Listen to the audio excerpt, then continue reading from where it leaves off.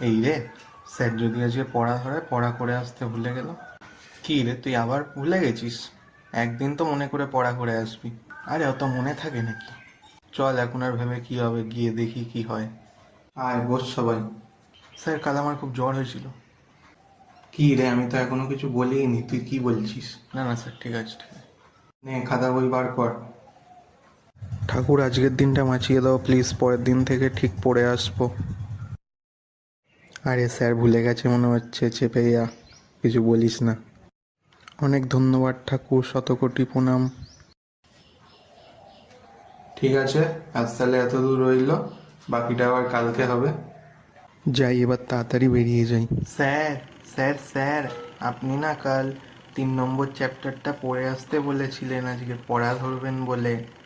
আমি পড়ে এসছি। হেই, তুই বললি কেন রে? দাঁড়া, তুই বাইরে চ, তোর হচ্ছে। আজ তোকে মার খাওয়াবোই, দেখ না। তুই কি ভেবেছিলি আমি ভুলে গেছি?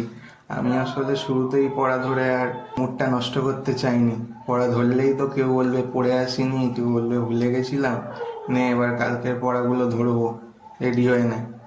আসলে তো আমি সত্যিই ভুলে গেছিলাম, এরম একটা দুটো চামচা থাকা ভালোই। স্যার, মানে বললাম না কাল খুব জ্বর ছিল, উঠতে পারিনি স্যার। আবার ভুলে গেছিস? খেতে ভুলিস, খেতে। আহ